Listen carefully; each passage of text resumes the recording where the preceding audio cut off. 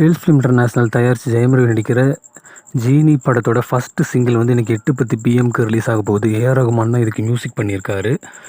பிரதீப் ரங்கநாதன் நடிக்கிற டியூட் படத்தோட ட்ரைலர் வந்து வர 9ஆம் தேதி ரிலீஸ் ஆக போகுது. இதை வந்து அவங்க ஒரு போஸ்டராக அனௌன்ஸ் பண்ணியிருக்காங்க, டாப் கியர் அப்படின்ற பேரில். அதுக்கடுத்து தான் ரியோ நடிக்கிற ஆண் பாவம் படத்தோட சிங்கிள் வந்து இன்றைக்கி ரிலீஸ் ஆகிருக்கு.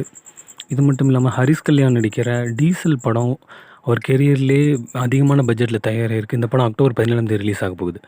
லைக் படமும் தீபாவளிக்கு ரிலீஸ் ஆகும் அப்படின்னு எதிர்பார்க்கப்பட்ட நிலையில் அவங்க டியூட் படத்தோட தயாரிப்பு நிறுவனத்தோட கேட்டு அவங்க ஒத்துக்காதனால இந்த படம் தள்ளி போகுது. STR49 டைட்டில் வந்து இன்றைக்கி ரிலீஸ் ஆகிருந்தது. இந்த படத்துக்கு அரசன் அப்படின்னு பேர் வச்சுருக்காங்க. இந்த படத்துக்கு டைட்டில் வந்து அரசன் அப்படின்னு வச்சுருக்காங்க. இந்த டைட்டில் பார்க்குறதுக்கு அசுரனோட டைட்டில் ஃபாண்ட் மாதிரியே இருக்குது.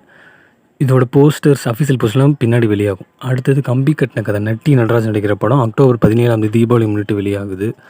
காந்தார படம் கிட்டத்தட்ட 335 கோடி 4 நாளில் கலெக்ட் பண்ணியிருக்கு. இது 1000 கோடி தொடுவான்னு பொறுத்திருந்து பார்க்கலாம். மாஸ்க் படம் வெற்றிமாறன் தயாரிப்பில் கவின் நடிக்கிற மாஸ்க் படத்தோட ஃபஸ்ட்டு சிங்கிள் வந்து நேற்று ரிலீஸ் ஆகிருந்தது. ஸோ இந்த படம் எப்போ ரிலீஸ் ஆகும்னு அனௌன்ஸ் பண்ண